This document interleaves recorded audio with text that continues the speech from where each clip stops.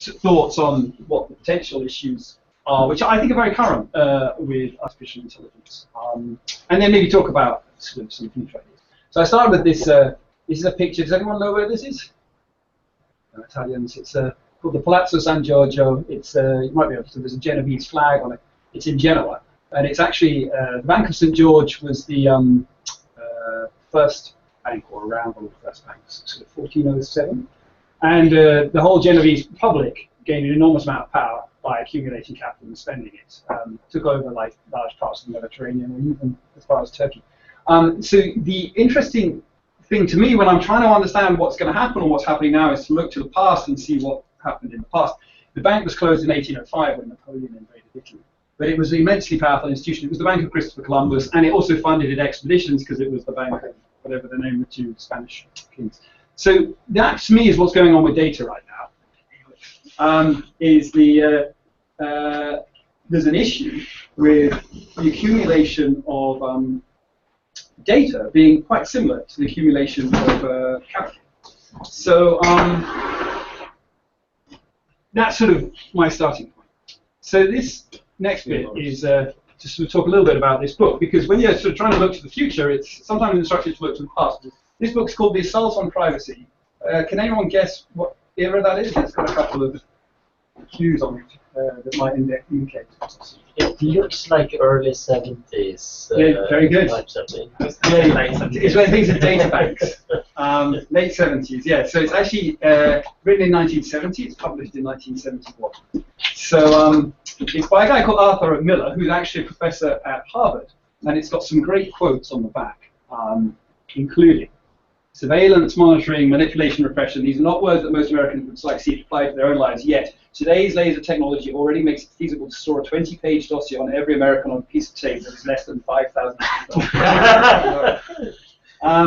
Information handling on a computerized basis is a very low visibility operation. An individual may never discover that he is the subject of a file or be given precise knowledge of what is in it. The seductive character of computerized information probably means that for some, success or failure in life may turn on what other people decide to put into their file and the program's ability or inability, or machine learning ability or inability, to evaluate, process, and interrelate information. It's an extraordinary book. I mean, some of the things in it are super dated, but it's has aspects in it. Let's see if one of my favorites is where he sort of talks about the internet, because he doesn't know he's talking about the internet. He sort of says, you can imagine it in the future. We won't be looking at magazines, we'll be reading things through terminals. And he's into time-sharing systems, IBM time-sharing systems with terminals. That's how he thinks it's going to happen. Of course, he's still alive, and he's a professor at Harvard, actually. This book led to a lot of our data protection legislation, and there were large congressional inquiries on it. But I think it sort of faded from our knowledge because it never really came to pass in the extreme ways in which he envisaged it might at the time. And one reason is perhaps because we never had the sort of data to bring it about. So of course, the interconnectedness of modern information is really what's changed things, really what made these things much more prescient. And a lot of the issues he raises are becoming real problems today. So that's sort of one of my sort of fears that privacy actually, I think, is sort of fundamental to somehow human dignity in terms of, some people sort of say, well, in the modern era, then you'll just you'll have to realize everything's open. But it's actually very important that I have the ability to project myself differently to my children than to my employees, than to my boss, than to my colleagues. Those relationships are sort of about communication, and they're about this sort of thing that I think is very important, our collective intelligence, our societal intelligence, our ability to sort of operate together. And that's a theme I'll return to a little bit. Now, I also like this diagram because I think it highlights something else quite interesting that we should always be very aware of when we're talking about complex systems. So if we're trying to understand the brain, then how should we go about it? Well, even if you were told, given the task that you have to understand the internet, and all you were given was access to people working on YouTube, and then you were given access to the cables that run under the ground, sort of what's firing through the cables. Then you're in a very similar situation to where we are with our understanding of the brain. We, at one level, look at behavior, and at another level, we can do neural recordings. And then we have to try and infer everything that's going on in between. You can also say the same thing for sort of health. At one level in health, we've got our cells, we've got biochemical reactions going on. That's where we make interventions. But at then another level, we've got our overall global health. These systems are immensely complex, dynamic systems. And what we tend to do with them is, unfortunately you can't see the layers very well, is these sort of layered models. So this is actually the sort of TCP/IP layered model, or some representation of it, that says that we have abstractions that allow us to talk about these things at different levels. Process-to-process abstraction, application-to-application, so this is me, this is us now over Google Hangouts communicating. But then if we want to find out what actually went wrong, then we may have to go down to the transport layer to find out where things. So we actually notify each other what level of abstraction we're going to talk about. It's a massive problem when we're trying to talk about intelligence, that we just sort of fly through these layers all over the place. So at one moment you're trying to make a point at the top level about the behavioral level, and then someone says, well, that can't be true because this neuron fires in this way. I mean, it's really, really difficult, and it leads to all sorts of communication issues. So one thing I think we do need to do is work out how to communicate. And I tend to use quite a lot of analogies to try and do that. So I'm in machine learning, and this is the sort of this is my favorite picture to represent machine learning. This is a Callista Flockhart detector. It's actually a representation of deep face. The sort of large neural network that Facebook used to, I think, get near human performance on one of these large-scale face recognition tasks. So they have these interesting. I'm interested in them for one particular reason. But they actually have a little bit of this characteristic of the model above. So this is a layered model of abstraction. And these deep learning models, I don't think they're explicitly always saying they're trying to do this, but some people definitely talk about this, have this tendency to have layers which will deal with the details, and then layers which will deal with more general concepts at the top. And you're seeing that coming through a lot now. And that's, to me, almost the most exciting thing about these structures. That's why I started looking at them, say, 2005, with that sort of thing in mind. But what's not very exciting about these structures is the amount of data they're taking to do this. So this, in order to do this sort of level of abstraction thing, I think this has got 152 million parameters, and they used 1 billion faces. And so for me, that's clearly well away from where we want to be with human intelligence. I think we're a long, long way away from anything human-like with these models. But they're very interesting because they're starting to bring about things which we've traditionally looked at as human-like performance, particularly in sensorics. Not in traditional AI, not in the reason Yorick got into AI, sort of, just in the things that should have been easy, the sort of, you know, that's a book and that's another book. The object detection things, which actually have, our inability to do them have prevented us perhaps solving real challenges. So I think that we're in for big changes because of that, but I don't think we've got anywhere close to exactly what humans are doing in that domain. Oh, this says, this image. Oh, it doesn't want to show the image. I can't remember what the image was. Let me just remind myself what the image. I'm supposed to use the image to cue memory. So let's just. So it's the PDF, so I can't double check the. I'll just see what the next image is to see if it's. Ah, right. Yeah. So the what was the image in between? Missing value problem. Problem is I've minimized my slides to make sure that. I only have enough to cue me to say what I'm going to say next. So missing, if I miss one point, it's too important to me. Let me just get that up. Sorry, turns out I can't operate a computer. So I mean, I know the point I was about to make, but let me just open this.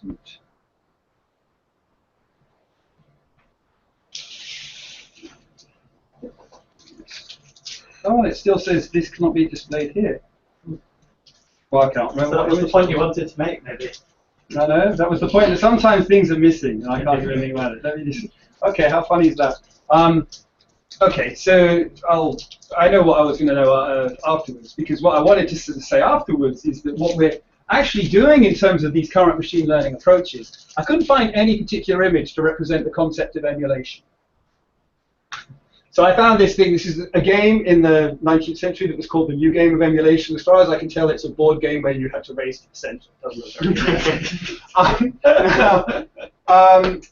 But actually, emulation in some sense, what we're actually managing to achieve in AI is also not very interesting. What we're managing to do is we're managing to get enough information of human beings that we can reconstruct their behavior by emulating. I mean, I call it emulated intelligence. That basically we have a sort of side thing that can observe us for long enough, see enough about us, that it can reconstruct things that humans do. That seems a long way away from human-like abilities to actually do recognition in very quick term. So I'm sort of a little bit worried about it.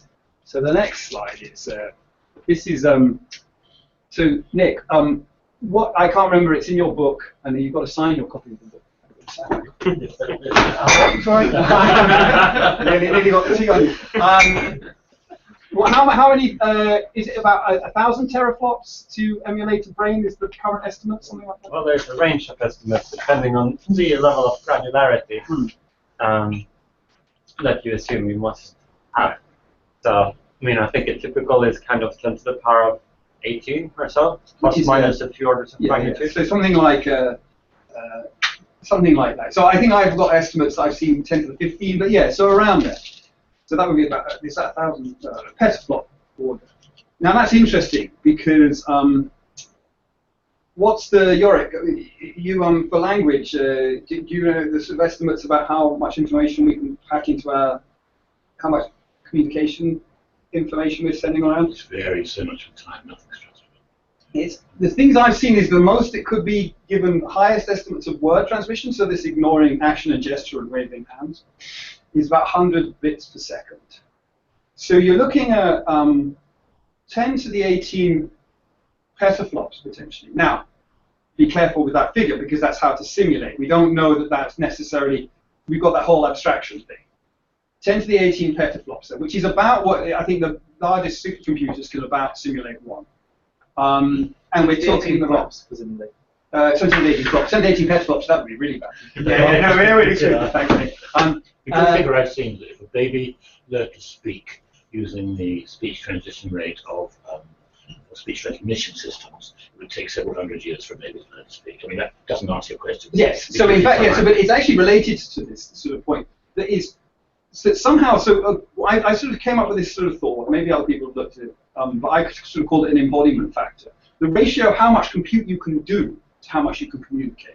So I came up with a figure of around 10 to the 13 by dividing the number of bits per second into the petaflops. So there's a sort of, okay, flops if it's double precision, there's some 64.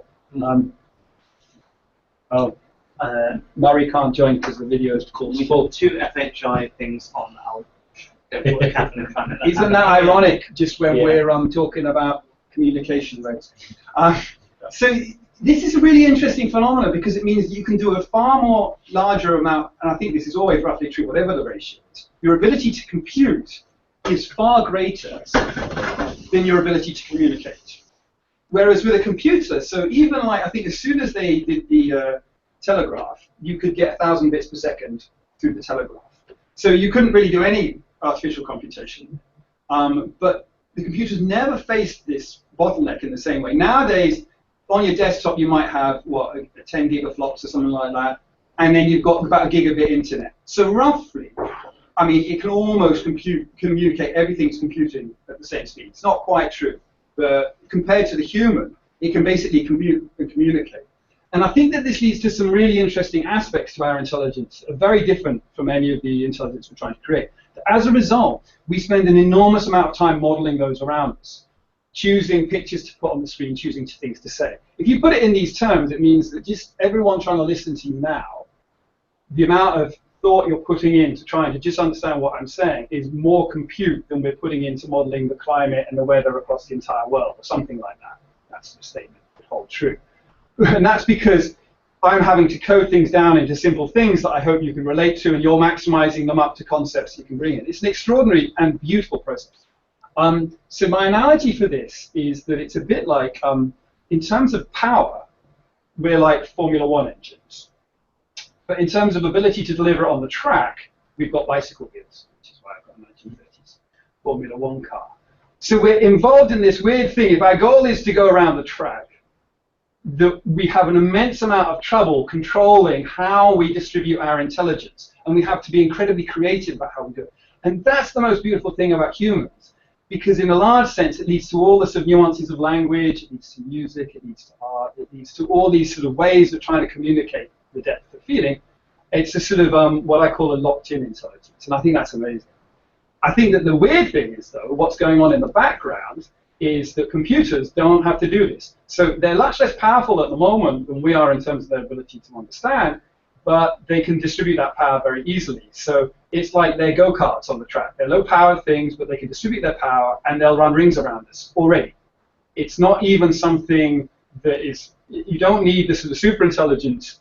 It's just always going to happen because of their ability to communicate. And I feel, because of that, that sort of influences us quite strongly in the way things are going to go, the way they are now and the way they'll move in the future.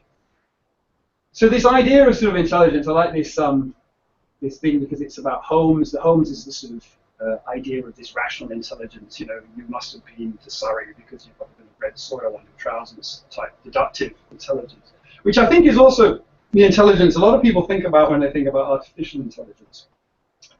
That's the sort of nature of the thing we're trying to recreate. And I think in the end that will be the goal.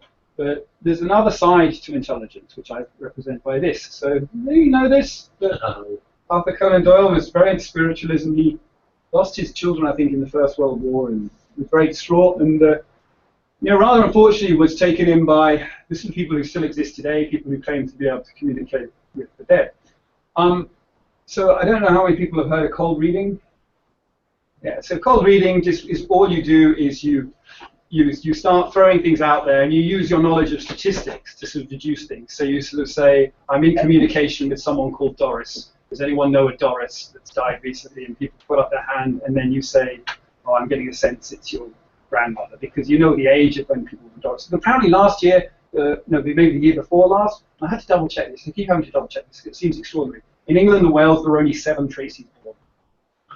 If your name is Gary, you are Gary Lineker's age in the UK, a little bit older in the US. There's all these little statistics you can pick up, and you can use that. And if you're clever about how you present yourself, you make people think you understand things about them.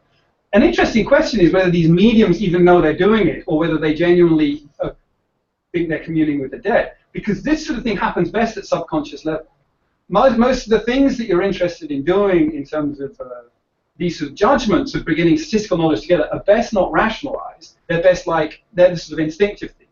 There's this nice book, Clinical versus Statistical Prediction, which is from the 1950s, and it was this sort of a book about how inconsistent clinicians are, and you should use simple statistics. I think it's interesting because actually I think that when people are using their instinctive clinical knowledge, they're actually also using some kind of assimilated statistical idea of what's going on. So those two aspects to intelligence, I think, come through in a lot of the literature. So Kahneman on thinking fast and slow, everyone thinks it's about system 1 and system 2. It's actually, that's not why he got the Nobel Prize in economics, because that predates him. But it's probably one of the most interesting parts of the book, this idea that you're thinking. And now we're in that abstract notion of what your mind is. It's split into 2 systems. System 1, which is dominant and subconscious, and system 2, which is conscious. Now, when we talk about artificial intelligence, I think people, the public, generally think about system 2. Jonathan Haidt wasn't actually in this book where he first came up with it, but he has a sort of another analogy to describe that. And also, this is Steve Peters, who I had to bring along because he's a professor at Sheffield. He's like the psychologist for the England football team, or used to be the cyclist and stuff. And he has this chimp versus human idea. Jonathan Haidt, so yes, that's right. Thanks, Adrian. Jonathan Haidt. Yeah. And someone has done that to me, but I didn't know that he was so keen. So that's a good piece of knowledge. He calls it the elephant and the rider, but whenever I think about it, I think about an elephant and a boy. A model of system 1 and system 2. So the elephant is system 1. It's dominant, and the sort of conscious thing is the rider. The rider thinks it's in charge. The rider plans the day. But in actuality, the elephant's in charge. If the elephant wants to go into the forest to eat fruit, the elephant goes into the forest and eats fruit, and there's nothing the boy can do about it. The boy may decide that it decided to let the elephant go into the forest because that's in its interests. So in that sense, the boy feels it has free will, which it has to do, or else it couldn't plan. But actually, Most things are going on at the subconscious level, and that's very important. Now, I thought the most interesting thing about the AlphaGo result was that if you compare it to these sort of things, if you compare where our intelligence is good, where we're good at doing things, this emulate intelligence, we're not recreating system 2, this rational being, at the moment. That may be the long-term, but we're not making much progress on that. We're creating system 1. We're creating something that looks at, has instinctive ideas about how to behave, assimilates data, and then makes perhaps optimal predictions given that amount of data. A really interesting thing with the AlphaGo result was that that's a sort of hybrid system. So they had the game tree side to it, which is kind of like a mechanistic model of the world that they could explore and imagine ahead as things go through. And then they also had value networks, which were then sort of instinctive about what the quality of any position is. This seems to be really, really important to get breakthroughs in artificial intelligence, how you combine those things. I talked to Tori Greppel about Go years ago. He's one of the guys on the team. And I asked him how it was going, and he told me it was going to be a combination of these two approaches, stochastic Monte Carlo game tree search, and using neural networks to do... That wasn't that guy. That guy who dropped out. Okay, I'm sorry, it wasn't a message for us. Good. So if you look at the sort of what they did to combine those two things, he told me that was necessary, I think 4 or 5 years ago. But the work is actually bringing them together. How you interact between those two systems, how you weight them. And I've not read the details of the paper, but I gave it a scan through. As far as I can tell, it's a lot of engineering. Did we really learn about how to combine these two things from that? I think not, apparently. But in combining those two things is sort of really, really important to our understanding of intelligence. But what we're actually doing at the moment is this, a large sort of mechanized elephant that we so we've got building this large sort of mechanized elephant. So what we're managing to do by sharing data, by sort of breaking through this idea of the assault on privacy, breaking through the interconnectivity and the shared sort of oh, I remembered what the missing slide was. The missing slide was the increasing amount of data, right? Which you can see is, when it's shooting up at sort of exponential rates, the amount of data we're putting online. The reason artificial intelligence started to work, machine learning started to work, is not because we did anything clever with our algorithms. We're using the same stupid algorithms that were around when I was in the field in the 1990s, and with minor adjustments. The ones that are working, the ones that are doing the repressive new things. It works because we have access to massive amounts of data. And the computers love this because they can absorb that data in very rapidly. They can do the compute on it real time. They're taking out photos and spit out everything they've computed as they go. So I kind of view that as slightly as a mechanized elephant, or I even actually prefer this image. I think that this is really what's going on. So this is like, I don't know, the Hindu view of the universe that was then used by Terry Pratchett as his Discworld, but I think it's a sort of Hindu legend that the world is carried on the back of elephants, and they're on the back of the turtle that's sort of swimming through the universe, or there's turtles all the way down. All those sort of comments come from it. The model's slightly inaccurate here because actually what I would really want is the individual riders to be on the back of the elephant. So if we keep developing our intelligence in the way we're going, what we're doing is we're creating a very clever system that is working below our consciousness, that's interfacing directly with our elephant, changing the world in subtle ways around us, presenting little bits of rambutan fruit just in the right place to make our elephant do something that we didn't know. And it's beyond us consciously to really understand that this is going on, because it's happening in an interface between what I call system 0, the turtle, and system 1, the elephant. If that's done well, we don't even notice. Of course we notice at the moment and it annoys us, like we get these sort of adverts shoved into our face and we know that that's because we were just on Amazon and someone put a cookie on our thing. Okay, that's, apparently even that works a little bit. But in the end, people will start to learn, because they just have so much data about our behavior and what we respond to, and we're much simpler than we think, how to interact with us in certain ways to control us. Now, I think that that's not even something that's in the future. I think that this sort of thing is going on now, and it doesn't have to be malicious. I don't want to sort of say it's malicious. The filter bubble is like a consequence of this idea that we're only seeing the information that people agree with. So Yorick and I have one particular argument that we will have on Facebook about a referendum that's coming up or not.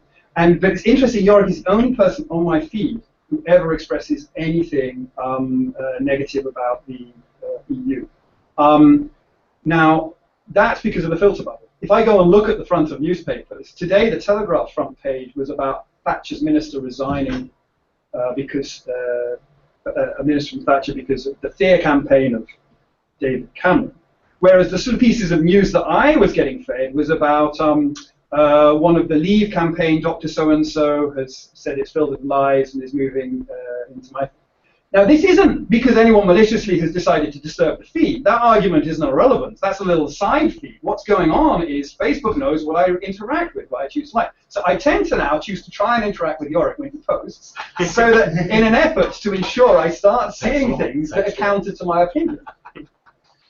Glad to play this role. I'm trying to burst the filter bubble by interacting with Yorick, but most people aren't trying to do that. And you wonder to what extent that is now affecting society and this increasing division between areas. So you've got sort of things like, you know, if I look at what's going on with Trump in the United States, I feel it's a group of people who feel disenfranchised, but mistakenly. Now, of course, that's my opinion. Maybe they're right to feel that. But, of course, why could that happen? Because they're within another group of people who feed them the same things that they all agree with. And that's going to... There's nothing better than reading things that confirm your prejudices. And the thing that they do best is confirm your prejudices. So if we are in a world where this is going on, without any sort of super intelligence, you know, this is quite a bad thing because it sort of starts to... I mean, I'm not saying it's always going to be divisive. I think sometimes it will take us all in the same direction. It leads to the outrage, of course. When votes go the wrong way, people get very angry on Facebook because everybody they know agrees with them, so they think there must be some fraud going on. Yes, absolutely. And I think that that's fascinating because, you know, I sort of try and track the polls a little bit, but the polls seem all over the place. I felt very secure we were going to vote to stay in. And then there's a couple of polls in The Guardian that say we're going to go out. And then it's, of course, it's bizarre because, you know, it's also a bit left field that the polls are going that way because most of the information you're receiving, most of the things that are feeding your implicit biases, because what this system one leads to is all your implicit biases. You know, you're not even conscious of how this is driving us in certain ways. Most of the things that they're leading to are you know, affecting your prejudices that way you're not even conscious of. Okay, so I sort of then wanted to I don't know, what did I want to say? I wanted to talk a little bit about why I think that the sort of fears that in superintelligence are expressed are quite a little bit more than the 30-year time horizons that they're sort of trying to work. I mean, I think what's amazing, this is 1970, so it's 46 years since Miller expressed these fears before they really started coming to pass. Now, my feeling is partially these fears are still the primary fears, and actually by protecting individual privacy, you start to allay some of these problems. And also trying to increase, I mean, a big challenge is not so much this single goal intelligence that's trying to affect us all, but this systemic, where you have things that have, I mean, as I think where someone said at the Future of AI conference, this idea of the big baby, the sort of dumb intelligence that just stumbles around destroying things. I mean, the Human Brain Project is something that I think most neuroscientists I know don't really believe is worth investing the billions that they put into it at the moment. And the reasons why is because we can't actually simulate the brain to that level of accuracy. To the sort of things that Nick was mentioning earlier when you thought sort of try and understand how much compute it's going to take. You don't know what level of granularity it's going to take. So, you know, one of my feelings with superintelligence is it didn't really catch this aspect of abstraction. That you need to understand the way the organ is operating and which things are relevant to any particular decision and which things are irrelevant. So the idea of emulation without understanding or simulation without understanding is kind of, I call it the mechanistic fallacy. It's sort of like, well, if I just knew how everything worked, I could get something out. No, because you have to have that layered approach. I might know how every individual aspect of the internet works, but unless I can operate at a particular level of abstraction to discuss it, then I'm in trouble. This is really, really problematic because we don't have the right formal measures for expressing these types of ideas. We use language. I think I use analogy how do you soften the thing you're saying to try and express the right amount of uncertainty is very, very hard. And I think that I think science hasn't got anywhere with this. And I think that what's actually going to happen is instead of sort of just being able to simulate this thing out of the box, that we'll have to start understanding the sort of outer systems first. So we'll get a better understanding of people's instinct about dialogue now because our speech recognition has improved. Because I have Alexa in my house, and I can now talk to Alexa, and it's damn irritating because it can't hold a conversation. And now we'll understand more about the dialogue. And of course, they're going to pick up a load of data about it. But then once we understand dialogue, that still doesn't really give us or we can recreate, we can simulate dialogue in some way. That doesn't really get us to the heart of intelligence. There'll be another layer of the onion there. So I don't think that the way it will happen is going to be so quick, because I think what we're going to be doing is slicing off these layers of the onion, and each slice is going to take a while to get hold of. It's remarkable that in 2001, internet thermostats were completely viable. But it's taken 15 years before people start talking about the Internet of Things and start having a house. There's no new technology there. The amount of time it takes for these things to deploy is really sort of extraordinary. The other thing I felt sort of in superintelligence that wasn't taken properly account of is nicely represented by this, the trolley problem. Okay, so who's the Harvard philosopher who wrote the intro? Yeah, Michael Sandel. I found that book so irritating. Because when he talks about the trolley problem, if you read the original papers on the trolley problems, they're great. They're mostly about abortion, and they're using the trolley problems in interesting ways, and they're thrown in. They're thrown in ways to sort of make you think about new things. It's just like, here's another idea. What about this? What about this? But now they're taken way too seriously. And I want to point out something that I think is missing from it. So this one I don't really have a problem with. I would switch the lever. Other people might not, but that's up to them. You know, but I don't really have an issue with that. What I really wanted to talk about is this one. This is called the Fat Man one. And it's about whether you would push this man off the bridge to disrupt the trolley in the oncoming. Oh, hey, see, trolley. When I saw this, I realized that they were talking about San Francisco, and I thought trolley, it was like a. Well, not a shopping trolley so much, but something that was just. Anyway, so in this example, so in the first example, just to review, the train, it's a runaway tram. There's no way these guys, somehow they're tied down here. In the original things, they don't have time to get away. So you want to make a decision whether to kill 1 or 5. And there's an interesting moral dilemma. And you know, like a lot of moral dilemmas, you might come up with different answers. But apparently most people will switch this way. Apparently most people wouldn't push the bloke off the bridge. They're told, and there's this wonderful background to it, that in this case, right, that bloke is heavy, just really slightly fatter than you. And it is called the Fat Man in the original paper. I thought maybe it wasn't, but when I read it, it is. He has to be slightly fatter than you because you aren't heavy enough to disrupt the trolley. So if you land in front of the trolley, you can jump off the bridge, disrupt the trolley. So you know, people are like, oh, I commit suicide rather than have these guys. Okay, but no, you're not allowed to do that because you're not heavy enough to disrupt the trolley. The problem with this setup is it's like, I think a lot of philosophy, it's totally artificial, and system 1 is in there telling you there's something really weird here. You can apply your system 2 to this and say, well, logically it's the same as the first, perhaps. But what your system 1 is saying, don't be so stupid. You are telling me that I can compute with some level of accuracy the speed of the oncoming trolley. I was running in Seattle last Friday, and there was a bloke, an African-American guy with thick set, who was fishing on a water, a sort of platform with water beside with no fence. I don't think I could have pushed him off. I would have thought twice about pushing that guy into the water, and it was only that high because he looked pretty thick set. He was bigger than me, and I think he would have fought back. In this case, you know, I think everyone, you can't help when the problem is described, but imagine the bridge. Imagine what the person looks like, what the shirt, colour of the shirt is wearing. And you also have been told all these sort of things about, well, the trolley is going fast enough that you can disrupt it by pushing the man. You know, how did you calculate that? How did you know that? It's ringing to you that not to do that because you don't have enough information to do this. And the other thing I think is really interesting, Ensemble I think also covers this a little bit at the end, so he redeems himself a little bit. But he sort sort of says, he says something about narrative at the end, and I think there's something interesting here. That imagine how you explain yourself to the judge after you've even done this, what was going on in your head. You calculate. It's unexplainable. There is no way anyone would ever push that guy off, and it's not even a question worth asking because of uncertainty.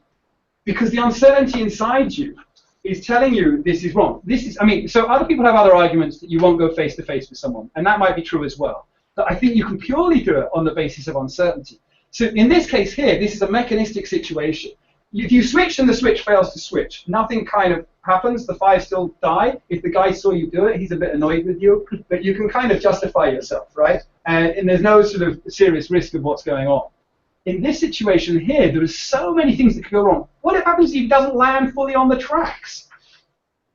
Now that sort of uncertainty really, really affects decision making. Not when you do a sort of logical analysis of this, that, and the other, but when your instinctive analysis. The right response in this situation is to be horrified by how events are unfolding, totally distressed when these 5 people die, but afterwards, at least you've got a guy you share an experience with who can go through some sort of shared counselling, because you never get enough information to make a decision here to intervene. Everything tells you no on that. So that's, I mean, that was something I sort of felt came up in superintelligence, that once you describe these situations, you know, it seems like you got yourself in a logical trap, but I somehow feel you don't even get to, the intelligence itself would not be making those sort of decisions because it could never have full enough knowledge in order to decide confidently to some of the situations that arise. I often sort of felt, well, that no intelligence that we could construct would ever be in the situation where it could confidently make these decisions about outcome and do these extraordinary things because of the uncertainty about the future.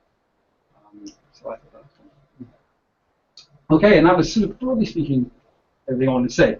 So I kind of feel we're in this sort of zone at the moment where the troubles are here and now, but we actually have to act very rapidly to try and deal with this idea of the turtle, this large sort of, not intelligent, it's just reactive, it's just emulating us. And it won't control us because, I mean, maybe someone will get evil, but at the moment, it doesn't even someone evil. It just needs the forces of commercialism, the forces of gaining people to interact with you, to mess with human society and cause us to do things in ways that we wouldn't do in the past. And the way around it is to, and I think it's also an answer to some of the things in superintelligence, some of the challenges in superintelligence, is to retain the concept of privacy, to retain the ability to control our own destiny by having things that only we know, or we choose who knows. So we share with our doctor, we share with our lawyer, we share with chosen people. What we have at the moment is everything's exposed. And I feel that's where we're in the trouble, because it leads to this point where the computer can predict our behavior better than we can predict our own behavior. And it doesn't do that through clever planning. It just does that through seeing what other people are like and a bit of information about what we're like. So that's it. Thank you.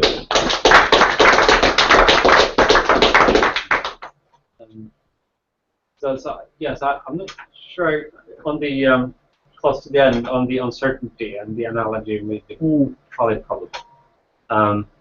Which decisions in particular is it that you think would be impeded by the uncertainty and uncertainty about what? I think any optimal behavior turns out to be, in the presence of uncertainty, to not make a decision. So it's interesting because we can show that sort of mathematically in stochastic optimal control. But it's got a great ring with the skeptics. The problem with the skeptics never did is they said, well, you have to do something at some point. So actually, in the presence of uncertainty, if you never get information, if you look at optimal behavior, it is to do nothing until the impending time horizon arises by which you have to achieve or sort of fail. So there's this little game of cap and ball I have to try and illustrate this, which is actually an example from Bert Kaplan, which is why I call it cap and ball, where you've got a ball descending. Maybe I can even move it up. So can I just clarify what you're saying there? Because I think you're not claiming that in the presence of all uncertainty it's always correct to not act, but that sometimes there's enough uncertainty that you expect you'll be able to better direct your resources later, and so you're better holding on to your resources until that in later fact, point. I think very often. It's a sort of mathematical justification of, and it happens, and it's something we're not very good at dealing with at the moment. So the idea here is that you have a ball, and it's descending at a constant rate, and you've got to get it in one hole or the other, and it starts in the middle, right? So in terms of, so that's not on the screen there. Yeah, you need to share it with the Google. How do I do that? Stop sharing. Can I share it from here? Hiya, I'm just coming through now. Okay, great. Yeah. Sorry, repeat the question, and I'll talk about the question I'll show them. Well, I was trying to clarify what you were saying, and I think we did that a bit. It's not the claim that always under uncertainty you shouldn't be acting, but that there are lots of cases where, I mean, in some cases inaction, if you just expect to be extremely costly, even if you're not certain which action is best, you're pretty sure that inaction is worst. Maybe there's a tiger running at you, and you know you need to jump left or right, and you're not sure which. Yeah, no, that's because that's where your time horizon is imminent. But so you have to. But in general, you think it's often the case that you will be better delaying and expending resources later, because any gains you would get kind of leverage from expending resources earlier will be outweighed by the ability to better see what's happening later, and so you'll be able to better direct them. Yeah, and you can show mathematically that there are many situations where it's the case, and it explains a lot of human behavior, which people tell you, why would you ever wait till tomorrow when you can act today? Well, because it might not happen. I mean, and if you've got a stochastic environment, so what the cap and ball example shows is sometimes the ball will fall into the hole on its own. You know this with email, right? Sometimes email, you get these urgent emails, but you're away and you come back and the whole thing's... Do that again. Yeah, it's even more effect.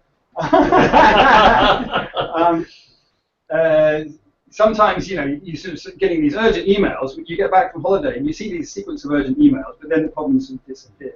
Sometimes it's best if it's stochastic. Now, I have to be careful here as well. This occurs, different cultures actually operate in different modes. So my wife's Italian, and in Italy, the culture is just to allow things to evolve. And they're very responsive if things go wrong. They're very good at getting around and acting urgently to cause things. If you're in a very deterministic world, the right thing to do is the right thing and do it in order. That's more efficient in general if things around you are deterministic. But if your environment is stochastic, then you're best off delaying. Now, this is very important for things like when you're trying to understand how we should deal with future intelligence. That's correct. So the idea here is a Bert Kaplan example, although he had it going sideways, and I turned it into a game to try and illustrate this as part of my inaugural lecture. He had it going sideways, but I'm going down. The ball is dropping at a constant sort of rate. Now, if it's deterministic, so the determinism's on this side, then the ball will just hit the middle, so you're best off just moving it quickly and let it drop. It's like a boring version of Tetris. You can download this on the iPhone. If it's stochastic, then so now the ball is more like a leaf, sort of falling, right? But you can also control. Well, you're best not controlling it at the start, because the level of if the level of stochasticity is such that it is sort of drifting, because you might start moving it here, but then it keeps drifting that way. So this drifting, what you're best off doing is waiting to see which way it goes, and then acting at the last possible moment. And what you can show quite nicely, so there's this energy score, is that by doing that, you can actually save energy versus the move, because this is sort of like a worst possible scenario. And the stochasticity moves it into better places. So sometimes it's best to stand back and let events evolve, but you have to be ready to intervene. So the thing that the skeptics didn't have is the bit where you sort of say, oh, now I really have to act. And that's to do with the time horizon. If this ball is never landing anyway, if that's being so far away, you never have to act. So, I mean, to me, this seems like it's exactly correct. And I think you could probably take some specific stories in superintelligence and maybe apply some reasoning like this, and you have an argument that it might be correct to. It's probably better. This may be better. To have things wait for a while before launching in. But I expect that it won't change the qualitative conclusions about what the AI's, what a sufficiently sophisticated system might eventually be able to achieve. And we don't need to take a position on whether it will achieve it by immediate action, or whether it will achieve it by waiting until the. No, the question is how much you. The question is much more about the relative likelihood of situations. But does that, and actually, in terms of when there's imminent dangers, that scenario is going to evolve very rapidly. So I think what we see at the moment. So a lot of it, I feel, a lot of the intelligence and superintelligence is embodied, or systems of embodied intelligences, and I just don't see that that's going to happen. I think the reason why, in the end, the computers will develop social intelligence is because they have to explain themselves to us, to interact with us. So they won't have social intelligence by design because there's no sort of real point in doing it until you need to communicate with the human. So in some sense, I think it's kind of urgent that we need that component, because the danger of not having that component is that we've got these go-karts going around us, and we can't understand what they're doing or where they're coming from or what their motivations for these things are. So there's this sort of, I think the larger danger at the moment is that we don't develop these abilities to understand what these dumb intelligences are doing. And as a result, we're carried away on this turf.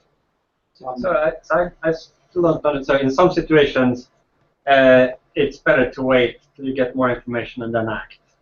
Well, in uncertain situations. So how? I guess I just don't see the connection yet to the argument in the book. Or well, I think that no. I think no. I think I have to be careful. I think actually a lot of the book is there's lots of arguments. So yeah.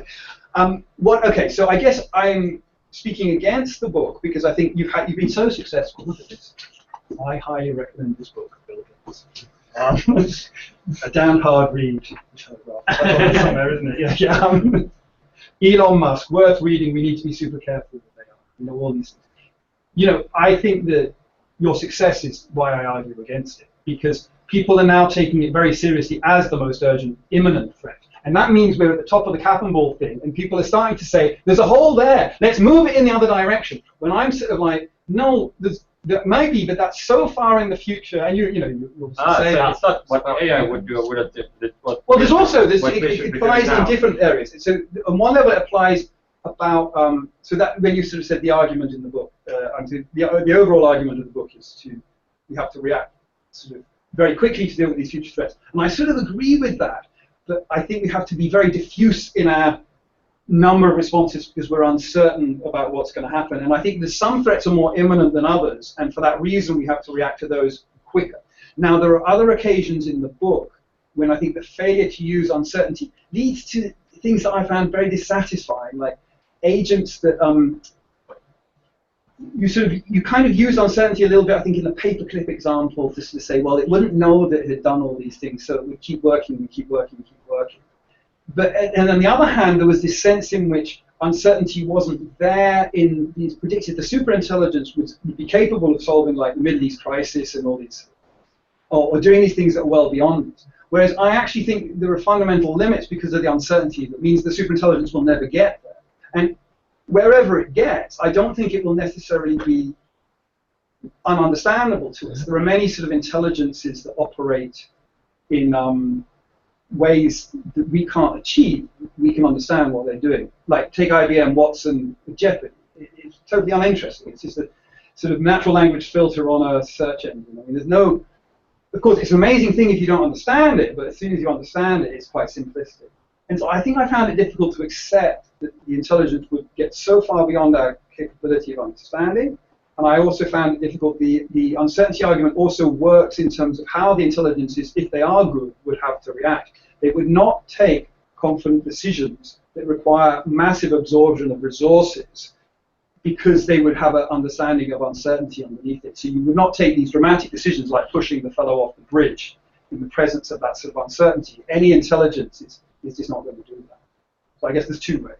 So yeah, I mean, maybe to focus in on one thing at a time. So the question of whether the AI would take drastic action, even if it is uncertain about what. But I mean, in fact, I do discuss, for instance, the anthropic capture consideration, which might cause the AI surprisingly to remain. You have to remind me what the answer. So this is uncertainty about whether the AI is in a simulation box or whether it actually has direct access to physical reality. Yeah. And it gets complicated, but there are some ways in which subtle uncertainty might actually turn out to have a striking effect. But if we take the more normal case,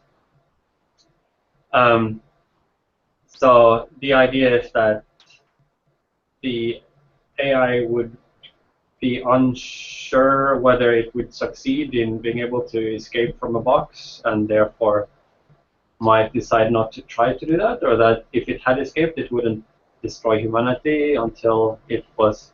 I think that the let's make it nature. more concrete. How this Well, I is have a approached. sort of bigger. I don't think you even get to these situations where you have these very extreme goals, because even if it's sort of super intelligence, it can't predict with 100% accuracy that it's going to have all these achievements. It has to put an enormous amount of effort. You know, it's like you give it the task and you say, oh, but it could decide to do this task by going around this sort of convolved route, which has the side effect of destroying humanity. But often the goal is kind of simplistic in order for it to do that.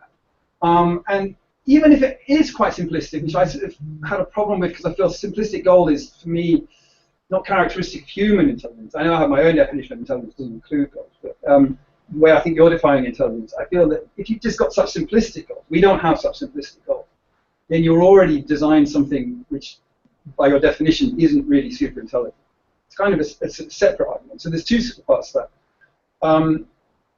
The uncertainty issue is how much effort you are willing to put into a particular strategy when that strategy becomes quite convolved. And what you'll find, I think, is that the more convolved it becomes, the harder it becomes to predict, the larger uncertainty increases.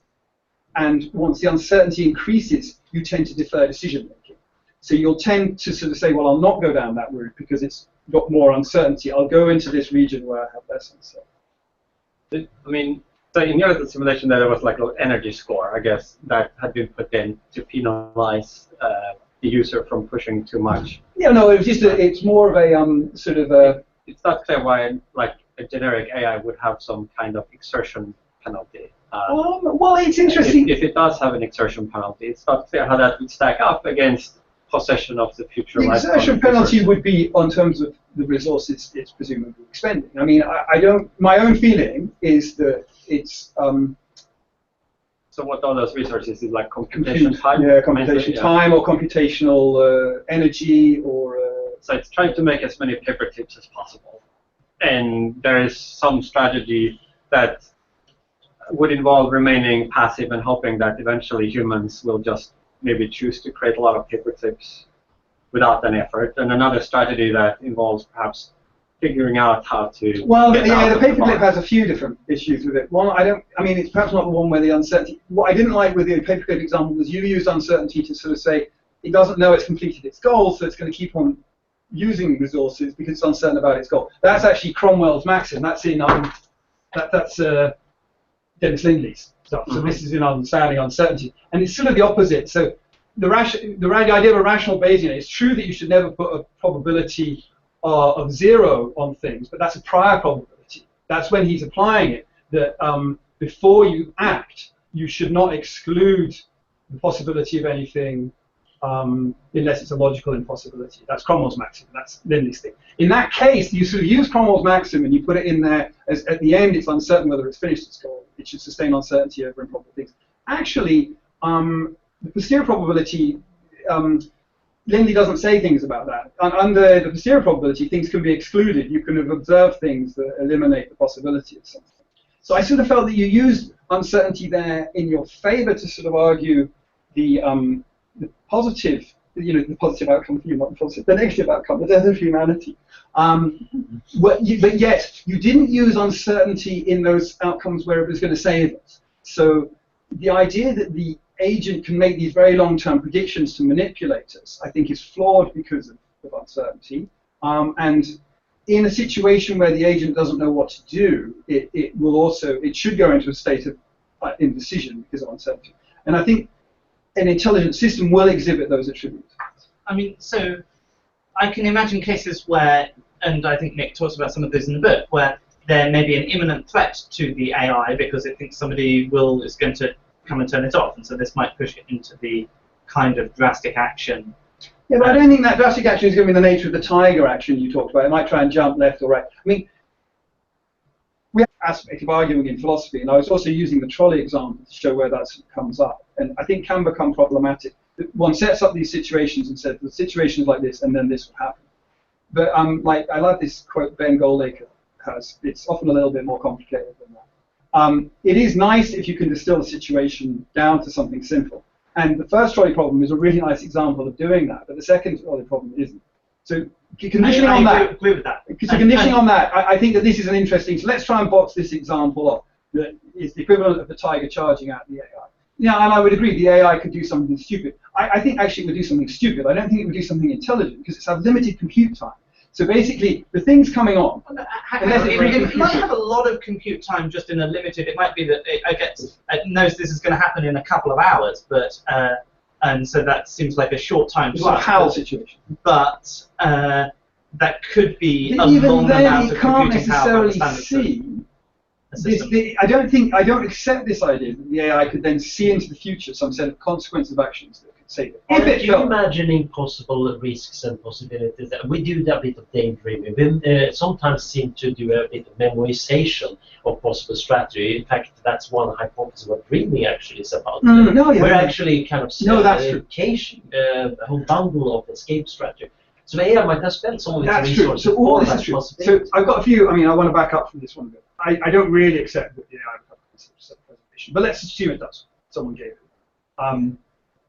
And you're right. It might have done a load of imaginary scenarios, but there's an exponential complexity to that. So this is a really interesting thing because this is what AlphaGo does, right? It sits there imagining, dreaming scenarios, right?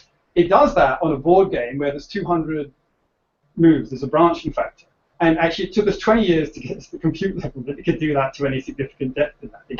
And then it uses Monte Carlo game tree sets, so it doesn't explore the whole board. And then it uses a value network. And then Lisa Doll got it in a position where it hadn't actually evaluated. That's, it couldn't actually explore the outcome. So Lisa Doll still beat it. So this thing, why is it hard? Because there's an exponential complexity to these imaginings, right?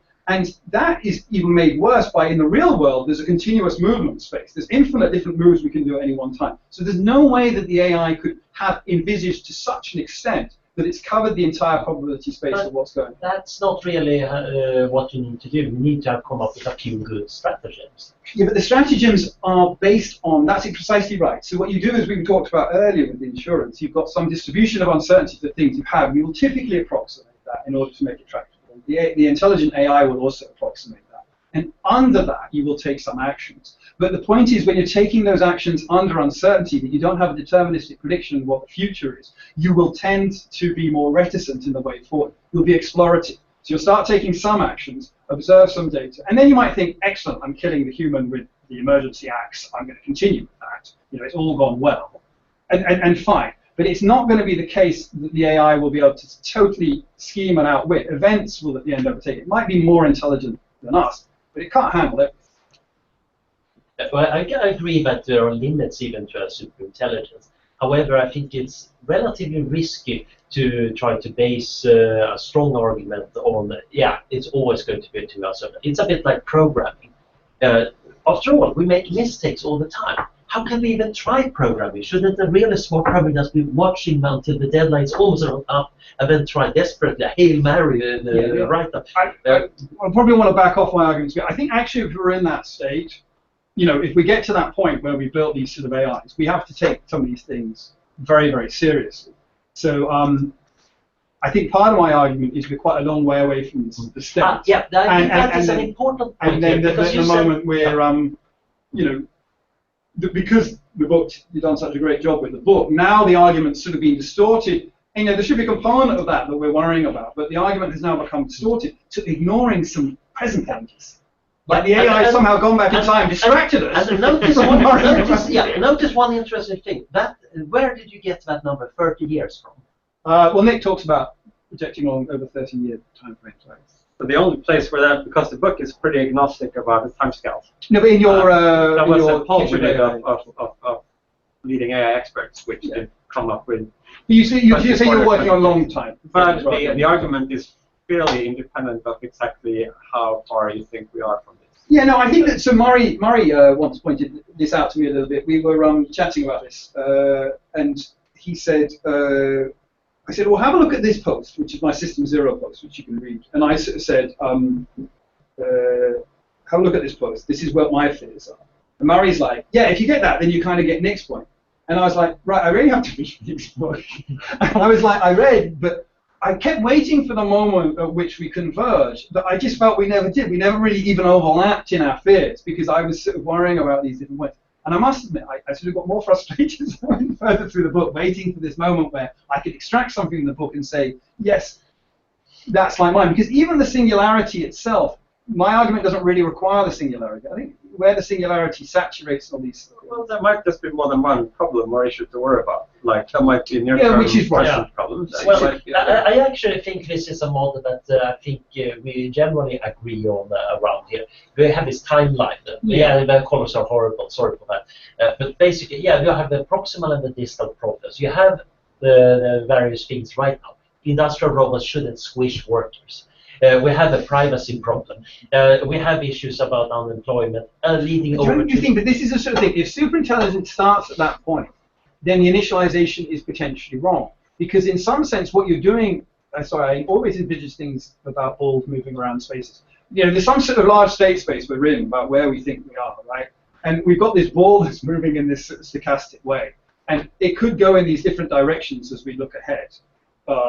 And it's very, very important where it starts in terms of determining what's next. And the problem with your box, so I agree with that. I love that. That's a very nice plot, actually. Thanks for that. But the problem is superintelligence in that plot is starting very late. Yet with the book, we're starting sort of in terms of sort of now. And I suspect what's going to happen is the world will be in such a different place. You know, if you look at the way things have evolved over the last, just since the internet, about all these areas people didn't predict, that some of these problems will not even arise, and actually we may have even caused enormous problems in society before we get there. It's true. There are two factors to that equation. So one is there's a lot of uncertainty about what ultimately will be needed. So say if you're a big funder, you could instead save your money and maybe fund research 20 years from now when you would have a clearer view. But the other side of that equation is that sometimes it's easier to move things if you start moving them early. Like, suppose there's an asteroid on its way to collide with yours. The sooner you start to perturb the trajectory, the smaller the. Yeah, and I think, but you see, notice the asteroid colliding with Earth is a deterministic situation. Right. And it doesn't apply if it's stochastic like this. And I think that, so my preferred analogy is an explorer analogy. Imagine that we're Columbus, and we're heading out to the new world. We're going to try and go get spices. We don't really know what we're going to find. Or maybe we're actually doing something more advanced. We're going to have a settlement. We're going to try and find a new world. It's absolutely true with the diversity of things on the ship. We don't really know what to carry. The last thing we should carry is a very sophisticated, evolved tool for dealing with a specific situation we envisage when we get there. We need to have things, we need to have a diversity of things ready, such that when we're there, we can construct and adapt. Right. But pushing that analogy, the field of AI until recently, I think, was more, let's go there, but let's not think about what happens if we actually reach America. I don't think that's quite true. I think that the field of an AI is a misnomer in its first place. And I think that you can see that certainly machine learning, which I never really considered a core AI, until everyone told me it was. And it became the most successful part of AI that was going on. People have been very concerned about it. There's people like Hannah Wallach, who've been looking at things like fairness, accountability, and transparency in learning, trying to deal with some of these issues here. Unfortunately, those issues are not getting as high a profile, and they're very imminent as perhaps. That's what I mean. So there are other issues that people have been focusing on. But these are issues about, I mean, we're so far away from AI itself, and no one's even really made, I'd say even recently, significant advances challenges. It wasn't inconceivable that we could detect Callista flog heart. It was kind of almost surprising that we didn't manage for so long, actually. Because it's it's a basic thing, isn't it? Cats can do it. It's not very close to AR. Fish. Fish can do it. Maybe they can't detect Callista, I don't know. I mean, it's interesting you say about what's at the centre of AI, because I can remember sort of doing, when you used to draw on transparencies, doing balloons or bubbles moving in and out of the centre historically. I mean, what's at the centre of AI has changed a lot over 50 years. I mean, language looked nearer the centre than it does now. Machine learning looked further up. Of course, logic in the McCarthy sense looked at the centre and now doesn't. I mean, and so on. I mean, it's just interesting that what's at the centre of AI is a very changing business. Maybe you said that already. No, I think it's you know, I haven't said it, and I think it's really important to sort of remember that. And that's one danger with investing a large amount into safety in a particular system, that you end up sort of worrying about the wrong thing. But this is not so much a particular system. It's not like the current AI safety community are all totally obsessed with a particular form of modification of utility function. What are you worried about is everybody's kind of reading Nick's book and trying to deal with superintelligence and leaving a lot of other important fields. Yeah, no, that worries me a lot. And in fact, it's the main sort of reason I sort of posted about it, is because I think that's a big risk. I mean, and it's not like, you know, I can't blame you for that. You write a book about something you care about and it gets successful, but there is always an issue when there's too much effort. What I'm arguing for is a diversity of things, and if too much effort is placed on one, then it's often to the detriment of others. I actually think that diversity is it's trying to make sure that we're solving in reasonable ways enough of the near-term issues is a pretty good strategy for solving the long-term issues. Yes, I feel that too. It's good to do this constructive thing, and it's good to.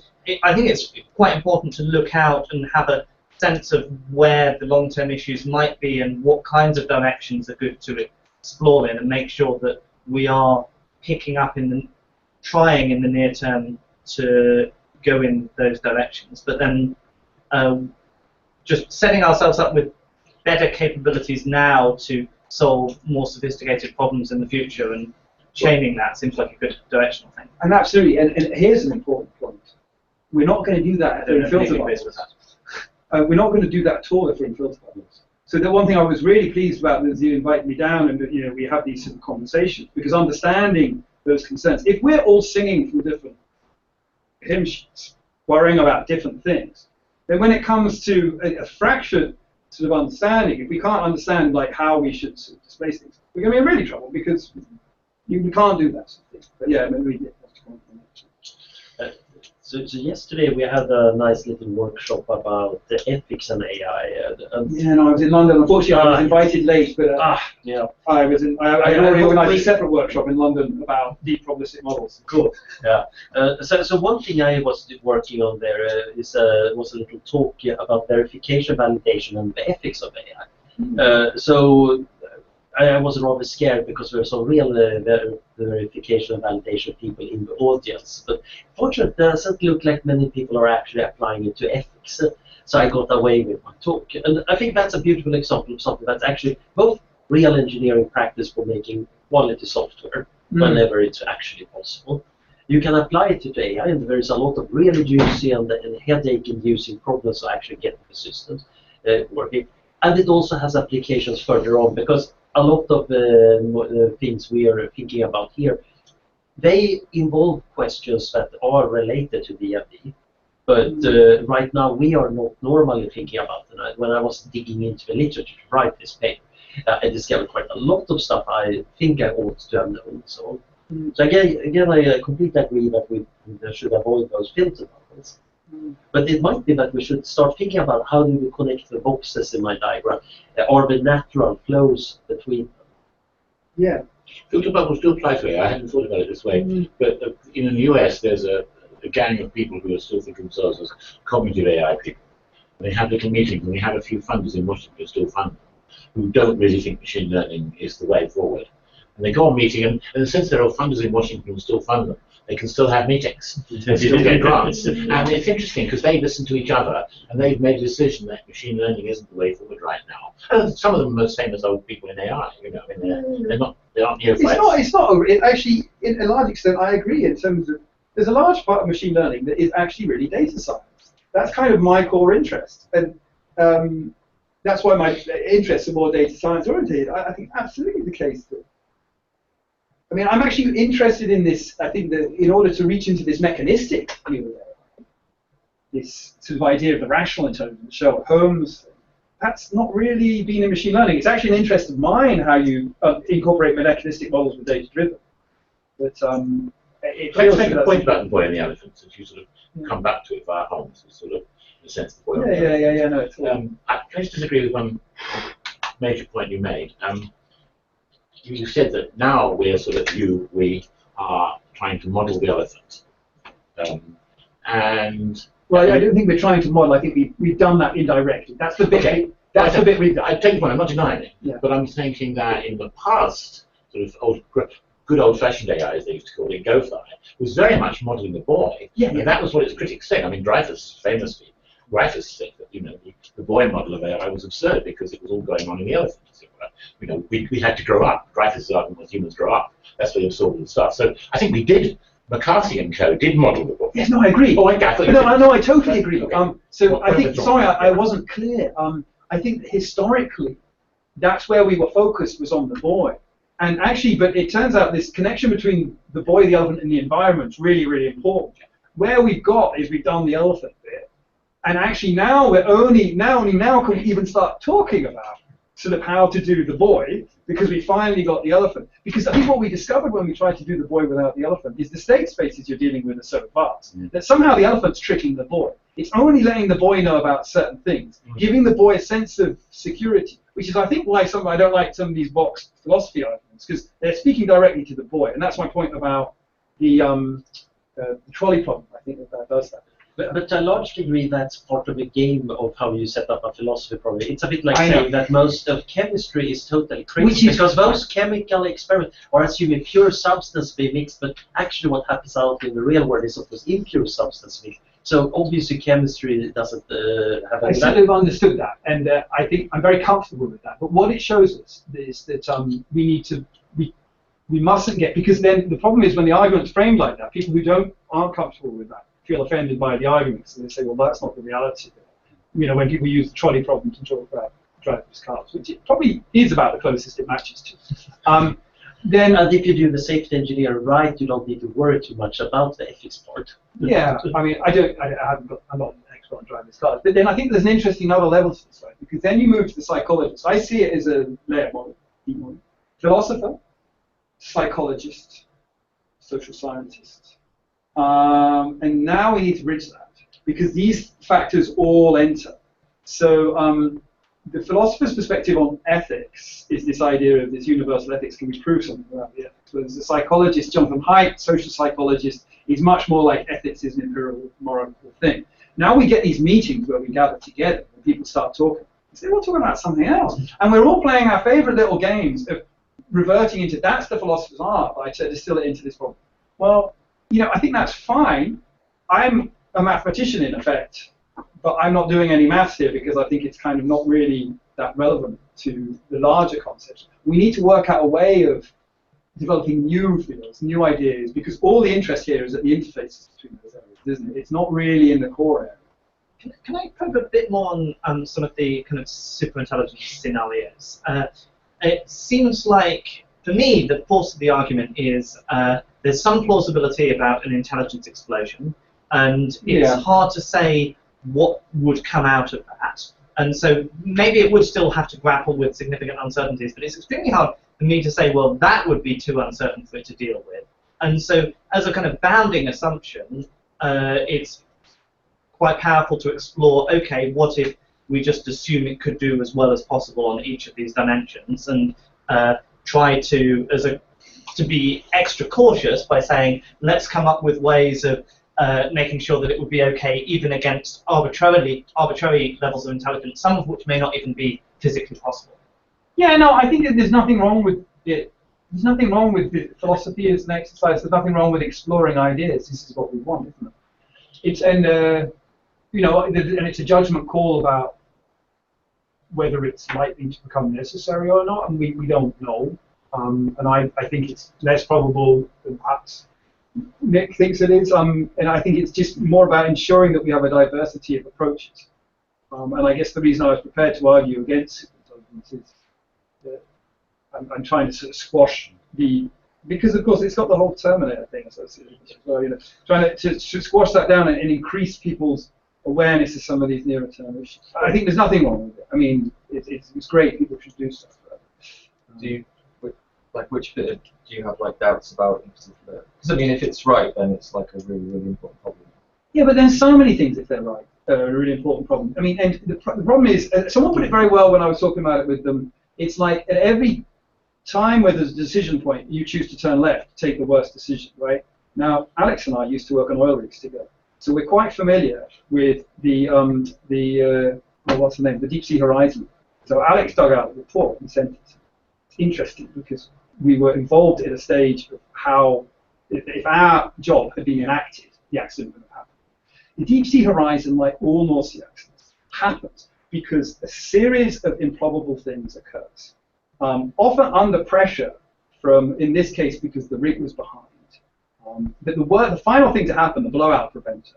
In some sense, you guys are really talking about the blowout preventer. The blowout preventer is something that, in the case that the well, everything else goes wrong, it cuts the drill pipe. The drill pipe drops down the well, and everything's closed off. That failed, and this is astronomical that should fail. It's like the last stage. But it's a really interesting thing to read about all the things, if you know the area, all the things that went wrong before you got there. And in some sense, superintelligence is an exploration, an interesting exploration, as if that sort of thing happens. Apparently it did. It does, and it can. And the sort of interesting thing is, well, is it inevitable it will happen once or twice? And in fact, these are cases where people have thought about it, right? So there's a bunch of processes they ignored. So the safety is in place in this case. It can happen. But you're not doing it on the level of, I mean, how many rigs are drilled and over what period. The last one that I know of is similar is the Piper Alpha in the North Sea, where you've got a similar litany of disaster. You're doing it on the whole of society. Like, so if we took 1 million Earths, maybe it would happen on one of those Earths, is what I'm saying. That's my perception. I mean, this is all subjective. But in many, many Earths, there'll be other problems that we fall in that are much more likely. That, like, instead of that, we'll just create climate change by burning all that oil, and that's an inevitability rather than an outside thing. Now, I guess it's a loose argument. The problem is existential risk tend to dominate moral calculations very, very strongly. Yeah, because around here, of course, we're in the Petrov room right now. After all, we have a lot of different existential risk judgments. So he saved us in '83. So nuclear war versus AI versus climate change. The nuclear war is really interesting because nuclear war is one where a lot of this is much more plausible. I feel. Yeah. And, so right and we now, did only just calculations escape it. about between 0.1 to 1%. Nuclear war is a sort of per thing. year. The singularity of nuclear war is something that is much more deterministic. Like if someone pushes a button, it's much closer to the first trolley problem than the second trolley problem in terms of the amount of uncertainty. Actually not. I've been looking at nuclear war near misses, and there's an amazing amount of the craziness going on in these near misses, and quite a lot of them are based on very weird human interactions. The more you read about... No, I meant in terms of the possibility of the way, in terms of the simplicity of the setup. You know, you can go from a state of peace to a state of world destruction very rapidly. The singularity argument is a sort of argument that says that could happen. And I think that that's an argument that's open for debate. It's an interest. The reason I was bringing it up is that priorities matter. There are many existential risks. One is that everybody dies of natural causes tomorrow. It has a finite probability. We can even calculate it, but it's nothing to be worried about. It's obviously small to worry about. Asteroid impact, we have a decent understanding of them. And it's the most well-managed existential risk around, and we don't need to worry about it because actually the rate of big asteroid impact is so low. We managed it anyway because we managed to even observe the dangerous stuff. There might be a 2% chance that we missed something dangerous, but that's about it. On the other hand, we have a nuclear risk, which is uncertain in an interesting, complicated way, but we know it's a real risk. Climate change, on the other hand, is a slow-moving risk. That's an interesting difference. So you have different qualities from because the climate change is different from, yes, it's the nuclear and climate change are two ends of the spectrum almost, because climate change is like, well, we can see we're going consistently in that direction, like climbing a hill without any move, and then eventually we believe, I mean, we know that if you keep going through there was some threshold over which terrible things will happen. So, but it's funny because it's not immediate, it's not emotive enough. So nuclear is totally different. It's like, peace, peace, peace. Someone pushes a button, everyone dies right now. And everyone can really sense that. And then the singularity is somewhere in between, because in some sense, we don't know whether it's an, oh, climate change, we're getting closer and closer to destruction of society, or it's a nuclear. So Nick's argument is it's a nuclear, and my argument, well, it's more the important part here is Nick's argument is it might be a nuclear thing. It might also be something climate change, or it might be totally fine. The point is there is some chance of it being nuclear. So judging which risks to focus on is actually an interesting thing. It's not just the highest impact times probability. There are other factors that might affect your prioritization, and these can be rather subtle. This is quite often why a diverse of approaches is a good one. Gotcha. If we're all ran off to try to fix nuclear war, which is currently the biggest existential risk, we might actually miss on fixing the synthetic biology stuff, which is getting really scary in 10 years' time. Right now, it's just mildly scary. But it's very predictably going to be super scary in 20s. So the reason, no, I totally agree with that. And I think the reason I'm concerned is this possibility that actually through a lot of things like the filter bubbles, and if you tell people you work on AI, people's perception of what's going on in AI is not being helped by this. And actually what we really need is improved public awareness of what we're capable of at the moment and what we're near-term likely to be capable of, so people are more supportive of the things that are going on. And what we're getting at the moment is a lot of tales about, AI super risk is round the corner, let me launch OpenAI in order to mitigate it, which just feeds this public fear and at the same time damages their understanding. But that would be an area where I guess we would actually have very aligned interests. We want around here also the public to understand what we're actually saying, which is quite different from all those dreary newspaper articles with the Terminator robot next. We hate them too. And the great ones, even the good articles, they have Terminator. And typically we open every interview we give in any medium and say, we're not talking about Terminator. And guess what robot shows up? At least Ex Machina. You mention it. Well, don't mention it. That's like when I say to the person in the thing, I take my coffee black and then they immediately give me the milk. It's something psychological. If you mention the thing, then they want to go for it. Yeah. Maybe that's true. Yeah. I mean, in some sense, you have set it up like that because you're the future of humanity. It's a great name. You get lots of funding. In Oxford, it's all those sort of things. And so it's naturally going to exploit that a little bit. But then in other senses, I have to try and combat that inside, But I think there's kind of more of an alignment of goals here than you're implying, because I think that a lot of the conclusions from this is just that it's an extremely important field for the long term, and then therefore we should be doing more about that in the short term than we would if it were just a regular, powerful emerging technology. And so we should actually be putting even more resources into, among other things, all of these dealing with these short-term problems and making sure that we've actually got very robust solutions to them, and advancing advancing that faster than we're advancing the capabilities of the system. No, I think that's fine. That's absolutely. And I wasn't trying to imply our goals were not overlapping, actually. So I may have done that.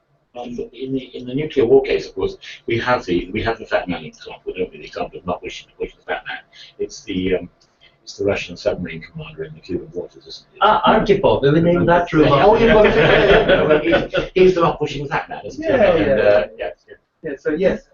There's also in the oil rig example, commercial aspect, which is continuously driving them to make these decisions, which may not necessarily be. And that's, I think, where I really worry is that you're often relying, the sort of risks that we talk about come into prominence when there are still humans in the loop. This idea of human in the loop just doesn't help because humans are so unthinking. We were just sort of, I had a reasonably bad experience with your porter in Oxford Martin School. And as I came in, I was coming up the stairs and thinking, we should try and achieve humanism before we achieve transhumanism. In terms of our perspective on what humanism is versus the reality. And You know, okay, so in these odd cases, someone did pop up, and that's great. But my God, some people are awful. I noticed that.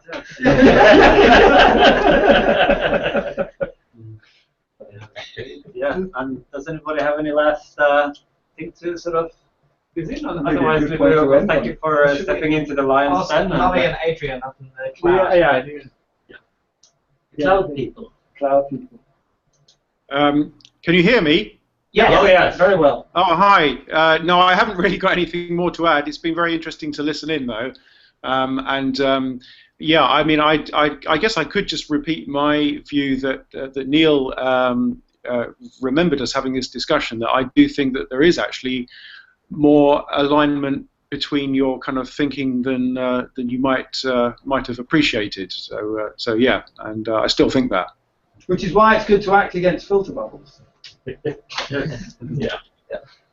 Yes, against filter bubbles. Yeah. Right. Thanks, Laurie. I'm only 20% Okay. through your book at the moment. Oh, well, I'm glad to hear it.